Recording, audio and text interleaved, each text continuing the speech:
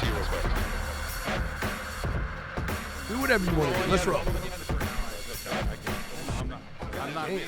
I'm greedy bastard. I hope you're using all this right now. I want to give you a little bit of a tidbit on how this all happened. Okay. So I've been on Wall Street for 30 years. Let me just say, I really appreciate you because you've been so supportive of me. There's no way I can help all the people you've helped, but I want to give you a little bit of a story because we talked a little bit online a couple times, but it's all for a snippet. In 2008, I completely blew up. Yeah.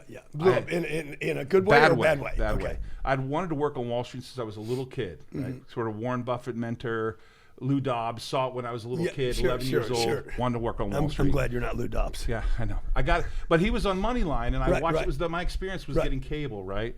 And the first thing I decided to do was, I wanted to do what he did, and I started a fund, and I grew to around $100+ million. Took over my first company, and completely blew up in 2008. One stream of income. Every single thing that you said not to do, I was doing. I mean, I did all the wrong things, right? You did do something big. I blew up in 2008, 2009, completely retreated, actually filed bankruptcy in 2009, the day of my birthday.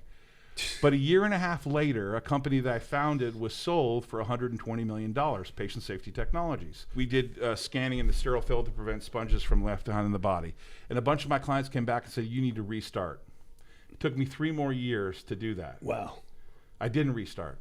I was retreated. I gained 150, 200 pounds. It was terrible. And there's all of a sudden your book. I'm not a big reader, so I got you online. Like the audio version? Yeah. And then all of a sudden I started listening to 10X, and then I found Be Obsessed or Be Average, and I thought, who is this fucking guy?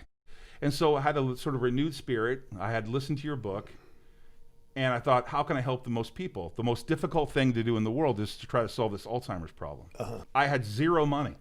No money, not a penny, not a damn dime. Wow. I borrowed $5,000 from the guy who first funded me, who said, get back in the business. And I flew down to University of South Florida, and I got a license for an Alzheimer's drug from him. I saw him on TV, and I needed $5 million. And I went and raised $5 million. Wow. A year later, they had another drug that they said that they thought would be their Gatorade, but they were so impressed that I raised $5 million, they gave me that license. That license is about to go into patients. November 15th, we expect to be in patients, dosing patients with a drug called Liposol. Some of this would not have happened if it wasn't for you. Dude, that's awesome. If you call the University of South Florida right now, they think it's going to be their biggest drug they've ever done. We think we can help 41 million people with this drug, right? So 10X got you back in the game. It got me back in the game in a big way. Wow. I was at your boot camp, and I told you had the greatest model I've ever seen with for Cardone helping Capital, the young guy. I was the first biotech Reg A, and you're the first Reg A to 50 million ever. It's ever been done. Yeah. And I had attorneys of mine saying he'll never raise any money because Is that what they said? Yeah, Dude, we're oversubscribed. You used Julian Sidoti, who I know, and I said, this guy's going to raise 100 million. He's going to do it on social media, or excuse me, 50 million. Yeah. And so that's my fan story. Yeah. And that's why I told Ryan at boot camp, I know he was a little skeptic, but he's also getting hit up by a lot of people. I'll be your biggest investor. And maybe I won't be because you got a lot of people you know. Thank you for telling me all that. And I'm glad the 10X rule, brought you back into the game. Sure. Because I see a lot of people going through depression, and I know I have in my own life because I didn't have a game because I was checked out. Right. I was getting a lot of bad information, a lot of bad advice, and I wasn't playing the game every day. And when I don't have anything to do, like after losses, I had this loss. I had a number of losses in my life, and after them, I would go into like, okay, I got to pull out of this space. Right. Every time that I did it, when I retreated, I always moved into depression and doubt and just too much thinking about what am I doing wrong? Why am I not in the game? Why are other people doing and it caused so much self-doubt. So the fact that book, because that book did the same thing for me. I was trying to figure out in a time in my life why I wasn't where I thought I should be. I don't think I can do what you do. There's no way I could teach what Grant teaches, right? You remember at boot camp, I talked to you and I said, so after boot camp, I just opened up all my social media live, man, and it just went crazy. Yeah. And I don't care about the haters, right? Yeah, and so do you want to tell everybody what you and I talked about there? Because I think that's a really good story for people that are getting banged on. I came back, I bought a New York Stock Exchange company. Unfortunately, that company made power supplies for Bitcoin, and we went from 2,400 investors to 44,000, and then Bitcoin collapsed, and I just got haters like crazy who hated the fact that the stock went down. it bothered feeds him. itself. It bothered me like something awful. I don't, because I don't think it's important that the company had a problem, because every company is going to have a problem. I remember the company New Skin.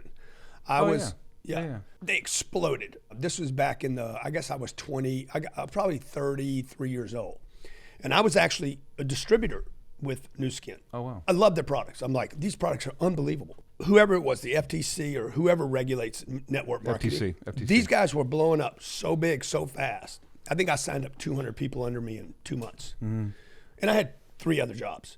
And they got hit by the FTC, and I'm like, I don't need this. And I retreated from the space. They got through the whole thing. Right. They end up being on every exchange now in the world. They're publicly traded in Japan, the United States. Big. I think huge, multi-$100 billion company. Mm-hmm. And anybody that would have stayed with them through that time did good. I've been teaching my kids your message, basically. It's an interesting thing because I have a son, and one of the things that you've changed for this with my son, my 14-year-old son, is he wants to be a professional gamer. And you know what the story is there, right? Oh, you got to go to college. Right. The whole genre of, even his mom, she learned from the past, from the parents. That's what Gary Vee talks about a little bit, right? You learn from your parents, you bring it forward. Uh-huh. You're not modernizing. And so I'm pushing them pretty hard. But I'm wondering from you get the message out, but I meet a lot of people that never read the book. Oh, dude, nobody knows me. Like nobody knows me. Like nobody knows me. Like if people need to know where they're at in their curve too, like the potential. When I started my first business, I was training car dealers. Mm-hmm. And I made my first swing around the United States. I was 31 years old. I had some unbelievable information for car dealers. I had it for all businesses, but I didn't know it would apply to other businesses. I made my first swing around the United States. People were loving it. And the guy that was promoting this event, I said, how many more of these do I have? And this goes back to what you're talking about, this self-doubt. My career, my entire life has been plagued with doubt. I don't know that self-doubt comes from losses even, like I thought, or bad experiences, or people ripping you off, or it comes from people around you sprinkling in the self-doubt. You shouldn't be online. You shouldn't do this. You shouldn't do that. Oh my God, you went bankrupt. Oh, you got to go low now. Somebody told you all that stuff. Yeah, they did, yeah. So I know Gary talks about the parents. The parents aren't the only problem, because you could see 2 kids come from the same parents. One's super successful and one's not, same parenting. Like the messaging never changed. One guy squirted through and the other one got trapped somehow. So it's also the surroundings, the friends, the casual experiences, the people around you, the lawyers. Right. Oh, they don't want any of that. Of course they not. want me on, because I'm CEO of a New York Stock Exchange company. Yeah. That you can't be on social media. Well, yeah, you can. They're the same ones that told me Grant's never going to raise that $50 million. Yeah, he will. Yeah, he will. Yeah, we raised $52 million for Reg A. Right, which you got to do another one, right? You got a second one going. You think they'll approve me? You can do as many as you want. You can only do one in a 12-month period. But every new entity, you can have 5 entities going. But I still got to be approved. You can have a Reg A for Florida and a Reg A for Georgia, and you can have 10 at the same time if you wanted to. Yeah. Yeah, you'll be fine. Yeah, I still got to be approved. Yeah. You got to be qualified. That's the proper term. Yeah, qualified. whatever. I like approved. You like better. approved, yeah. Approved sounds better. But what people don't know is we've raised, how many hundreds of millions have we raised from Reg A? 506C, right? Yeah, so $250 million has been raised. You're killing it. Now the beautiful thing is it's bought $750 million worth of real estate. This isn't a risk environment. It can do anything but grow. I mean, worst case is we just protect the capital. Well, I wanted to transition. We transition from the personal stuff, the fan stuff, because I am a massive fan. Yeah, well, I'm a massive fan of yours. I'm going to do whatever I can to promote anything you do. Yeah. I got everyone going to GrowthCon. Yeah. I just got a diamond ticket, which I don't go backwards. So there might be another level next year, beyond diamond. We got to get you the mastermind, the diamond and the mastermind. Go hang out with all the. I actually told you this at boot camp, and I had looked at Cardone Capital. I read every single Edgar filing you have. Yeah. I read every single public document you published. Yeah. And I told you at boot camp, I think you have the best business model in the space. One of the things that I'm bummed about a little bit, though, is I know a lot about real estate. I took Irvine Apartment Communities public. You were right next to him. I know. My God. When the first deal I did is Donald Brennan, if you guys don't know, he's the Irvine Company, yeah. The Irvine Company is the most successful real estate investor in the United States of America. So the first deal I did when I went to Dean Witter was I was told, you're going to run syndicate, and your first deal is Irvine Apartment Communities. And I was like 22 years old. Wow. And then from there, I did every REIT possible known to man. I think you have the best business model in America. What do you mean you did REIT? I was a syndicate manager. I brought them public. Okay. So I worked at Dean Witter, and I ran a syndicate. And I was given, hey, here's this prospectus. Go get your brokers to buy this. Yeah. And so my job was to promote to the brokers, here's why you got to buy these REITs. This is after the 70s where REITs got their ass kicked, right? So you want to explain to people, because you're even more sophisticated than I am on this, how Cardone Capital is different from a REIT, and why in the 70s REITs got beat up. Right. And how Cardone Capital would have... Well, Cardone Capital, you're a direct investor, which is the most important thing. Yeah. You're getting that K1 passed along to you, and theoretically, you're a permanent investor. But what in the property, not in a piece of paper. Right. The REIT is a piece of paper. You own the property. And what you do is, if you don't have the time or energy, or you're a doctor, a surgeon. I actually had a doctor call me who wanted to invest with you. He met me at boot camp, and he said, I want to put more money. I said, you should absolutely do it. You don't have the time to manage these properties, right? So for those people who are accumulating wealth, they're effectively... I don't want my doctor worried about his real estate investments while he's cutting me open. Well, they become your partner. Getting a phone call, hey, my toilet's not working, dude. I got a chest wide open right now. You're right. But I think that the one thing that I wonder about how you could get the message out, how you and Ryan plan to, is I don't think people realize what the actual returns are. Now I'll explain to you what I mean by the question. You take people's money and you put it in real estate, and you eventually refinance them out. They get their principal returned to them. We've done that. I don't know, 8 or 9 times. Right. So they're actual and kept them in the properties. Right. Like unlike a REIT. Blackstone. Right. Which just so you guys know what he's talking about, because all this seems normal to you. I don't think 99% of the people understand. Well, that's my point, though, is how do you get them to know that? Because you're returning people's capital, and they don't understand that it's an infinite return when they have no money invested. But where are you going to drop this? I'm going to drop it everywhere. Okay, you're going to drop it on YouTube? So you guys comment below. I go buy a piece of property. Because I know we hear from people. Okay, sure. I'm about to show you David Copperfield shit right here. So we buy a piece of real estate. Actually, I go buy the real estate. I buy it and I get funding. I go to the bank and get a loan on it. So we go to a lender, or Fannie Mae or Freddie Mac, and I say, they know me. I'm a preferred borrower with them. I buy the property. I negotiate the deal, buy the deal. We get the funding for the deal. I put the down payment down on the deal. Boom, we get it stabilized. It's cash flowing. At the point it cash flows, then I say on Instagram or Facebook or YouTube, hey guys, I just bought this deal. I own the entire thing. There's no other investors except for this one lender. I got a 10-year note on it. We love the property. Here's the address. It's 95% occupied. Would you like to invest? And then people basically are taking my shares out of the property. They become your partners. They become my partners. Okay. And then what happens is we improve the rents over the next 3, 5, 7 years. And at which point we get to a place where I'm like, okay, hey, look, this property's doing better. I'm going to go back to Fannie Mae and Freddie Mac, wherever I have the loan, and say, hey, would you like guys like, my loan's about to expire in 3 years. Would you guys like to do another loan? They're going to look at the property and say, oh yeah, we could actually, because the rents went up over 7 years, the rents are now 20% higher than they were. We can actually give you a loan for the same amount that you owe plus what you put down. This is the magic act now. We will redistribute, let's say it was $30 million. I'll send $30 million out to our investors. It could be 1, 2, or 20. If you put $1 million in, I'd send you $1 million back. And then you're not going to pay taxes on that. Turn of principal. You're going to get $1 million check. Your accountant, you're going to file that. You're going to say, I got $1 million from Grant. He's going to be like, yeah, that's not a non-taxable event. And you're going to be like, dude, shit, I should have given him more money. And he's going to call me up and say, do I still own the property? And I'm going to be like, yeah, bro. What percentage? Same percentage. This is where nobody understands. So I want you to comment below. How can I return Todd his money back in full? 10 million, 10 million, 100 million. And he still owns whatever the percentage was before I return him, he would still own that percentage now. So if you understand it, please comment below. I do or I don't. People got to understand it, because that's the difference between Cardone Capital, is that when that money gets returned to you and you're still a partner. Yeah. You have an infinite return. Infinite. And the SEC doesn't let you put infinite. I can't put infinite. There is no infinite, unlimited return. The 15% that we tell people that we're going to return annually, we don't even want to tell people what we think the number is. Right. Right? My sister did a deal with me. My brother and my sister did a deal with me. And she's like, my God, that deal's good. I said, what do you think it returns you? She's like, I don't know, about 25% a year. I'm like, no, sis. You don't have any money in the deal anymore. Infinite. She put 200 grand in. I gave her 200 grand back. I then gave her another 400,000 on top of that. and she gets a check for $6,000 a month. So Like we're into the land you're of- at 1 point. It looks like 1.426 billion or something like that. Yeah, by the property? time you drop this, it'll probably be 1.5. Okay, so you're at 1.5 billion. We'll be at right? 2 billion by 2020. And what's the plan to get to 11 to 12 billion? I got to get to 10 billion to run for president, and I want to 10x America because Democrats would buy that deal too. Yeah, I'd bet on you. Everybody'd be like, I want to 10x America.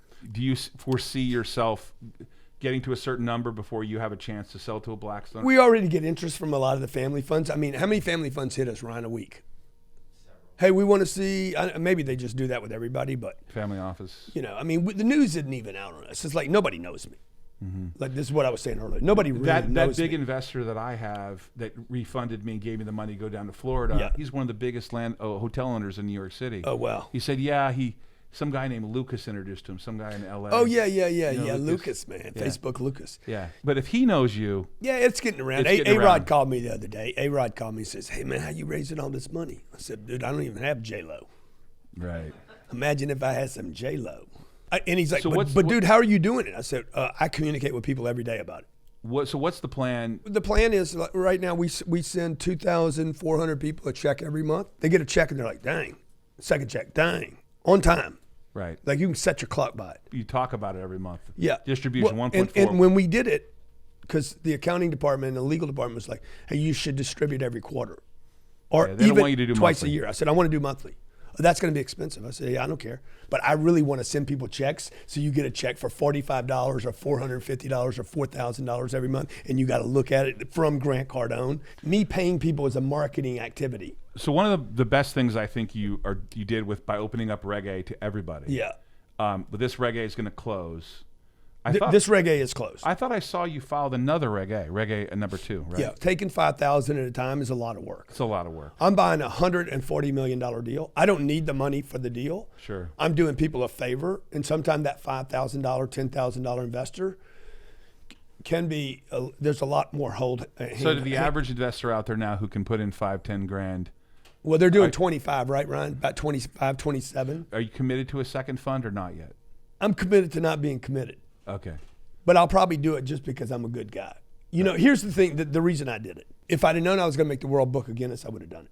It's a pain, I admit. A It's a little, pain lot in of the little ass. investors is really difficult. Guy gives me $5,000, and this is what he's going to ask me after I've told the world 5,000 times. Right. What's my return going to be? Right. Dude, 5,000.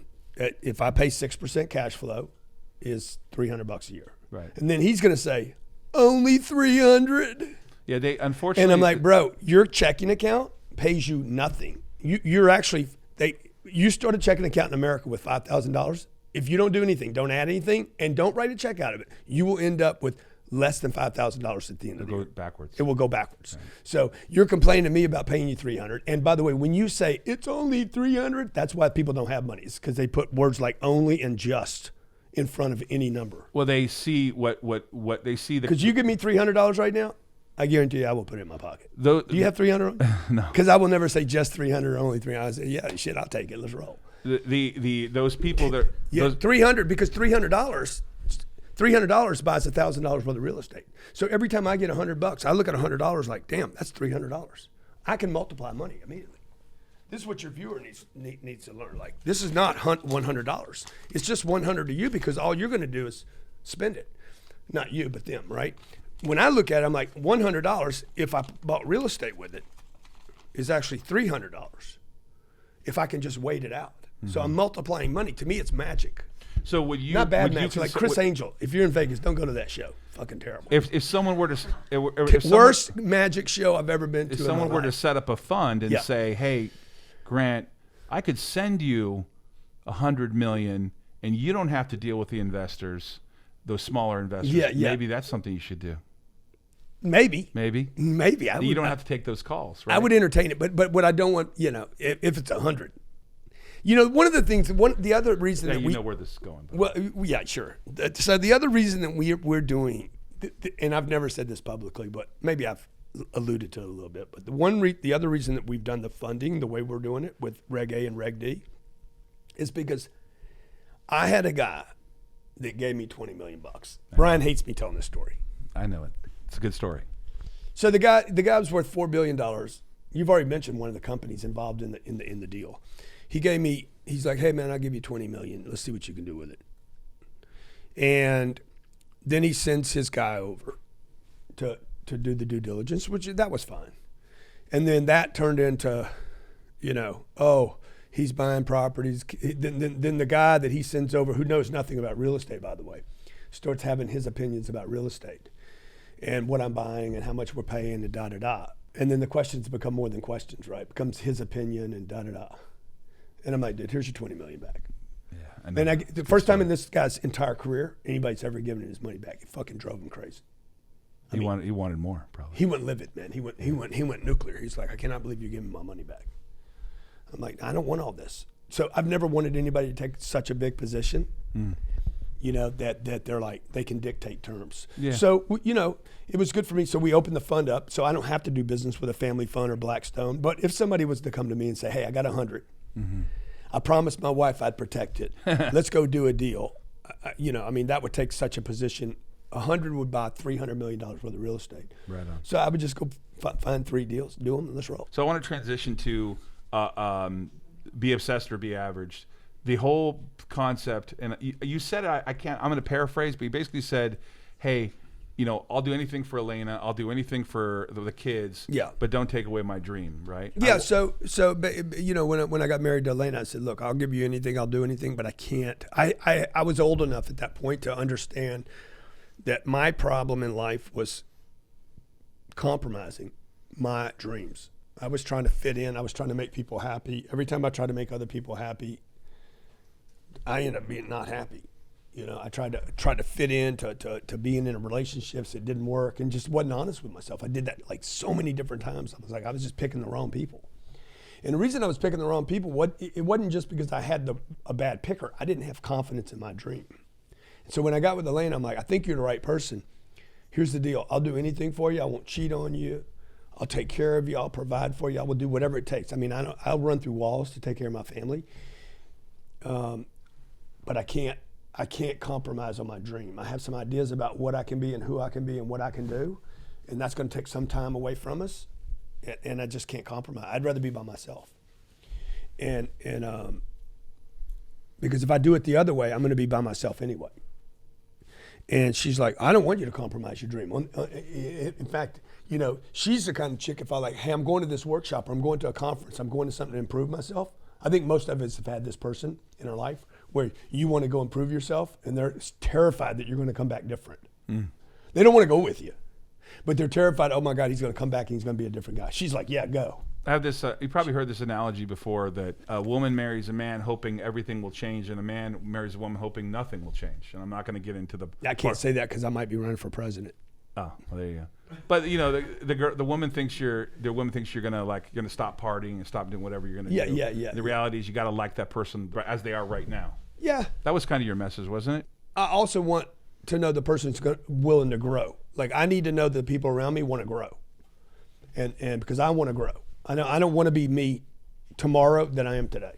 So how much longer do you think you? I mean. So that was that interview I did recently with that bum up in. On the beach, and he keeps asking me questions from like 20 years ago. I'm like, dude, I'm done with that question. You keep asking me about knock on the door, how can I get in the door, how can I make a sale to you? I'm done with the sales question. I thought that was I would be honest with you, I'm not a fan of yeah. So I'm like, I'm done with the sales question. Why you keep asking a sales question? Like if you keep asking the same question over and over, you're never going to evolve your life. That's why you're 55 years old and you're still selling pins. It's interesting. Your message talks about not being petty. You don't have to be perfect on social media, and yet that guy's picking apart how many log-ons you had in Cardone U, and they don't have Cardone U. That's if you overlay the 10x message with what people say when you watch these videos, you realize that's why they ain't getting anywhere. Yeah. Right. Yeah. There was a question about law. I mean, I just don't know where these people come from. They don't look at the... Yeah, I don't even know how many logins. I think we have over 52 million logins. So I don't know how they would know because I don't even know. Right. So that would be somebody else in my office which would have access to that data, not me. I didn't even know that was an issue. But as long as you hating on me, you talking about me, you ain't doing anything for yourself. You can't hate on me and go get your own. So it's impossible what's next to hunt me and hunt something else. What's next for Cardone? This is one thing I do. I don't hunt other people. I go hunt for my family. I'm always on the hunt for my next expansion. I don't have time for, oh, look what they're doing.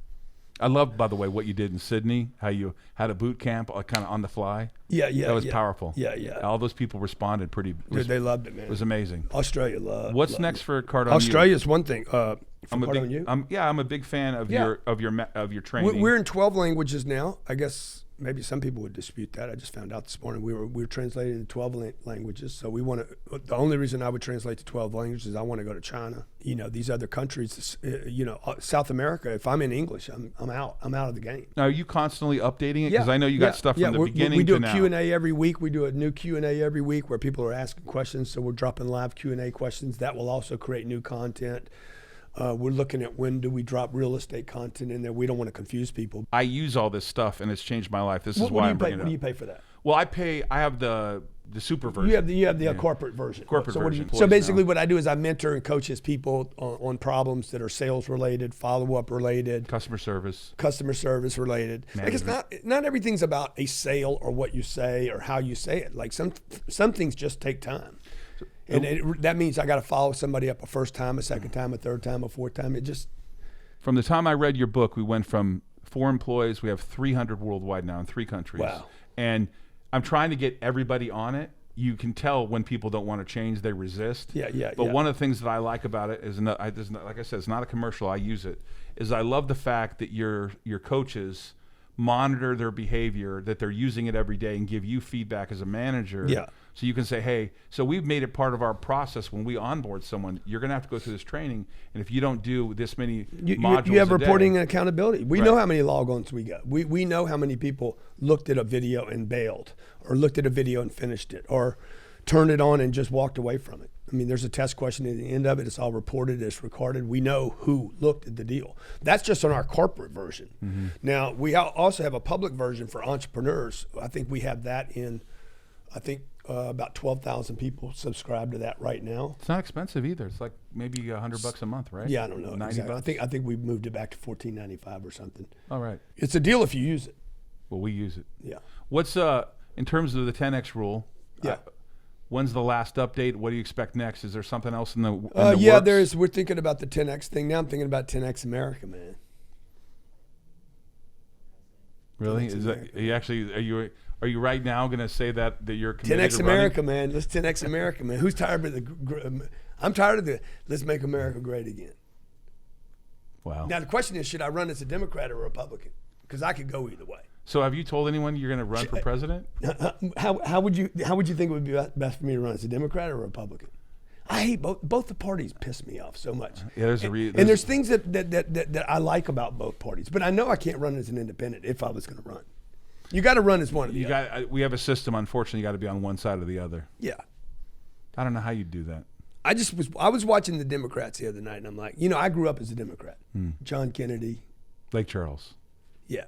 Like we grew up in a, house was, I don't know, 40 grand or something. And my mom, my dad died when I was 10, and we lived across from a school because it was convenient. My dad had died. My mom sold the house we were in. She bought a house across the street from the high school. Why would you do that? Because your kid's about to go to junior high and high school.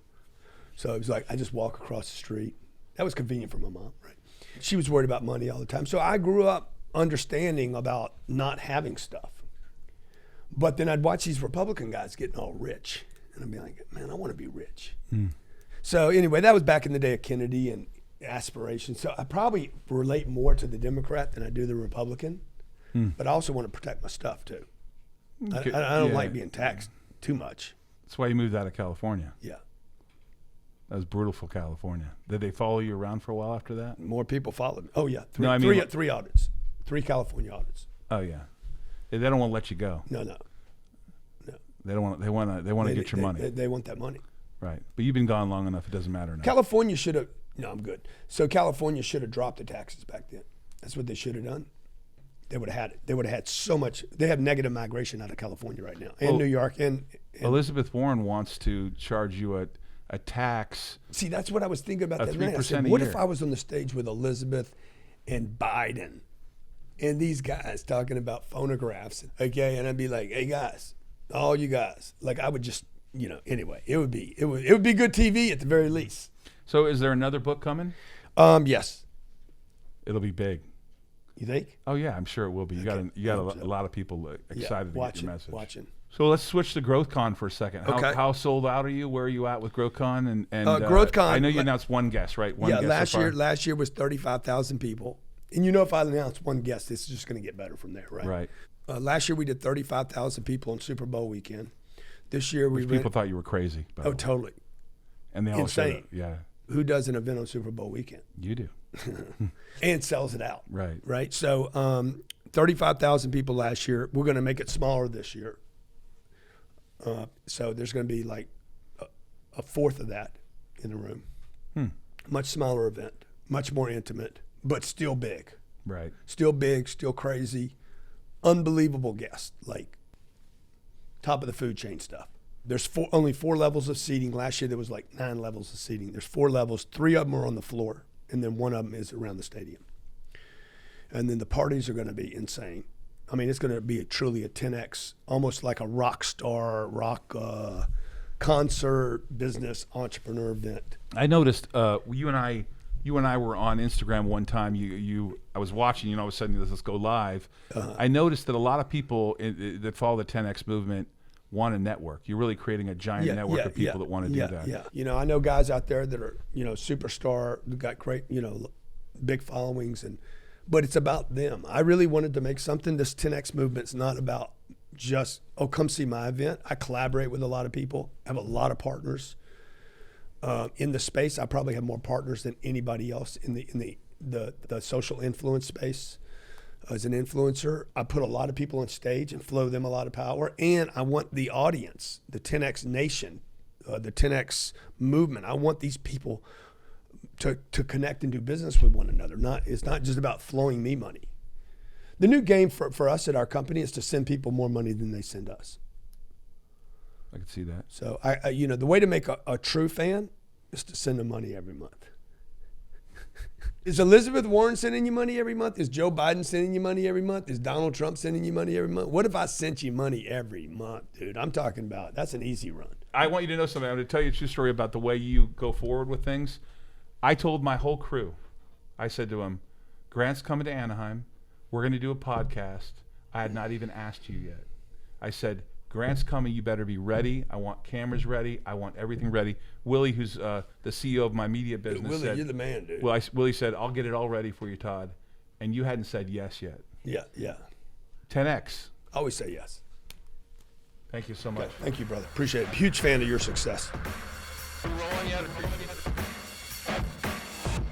There's a reason for it.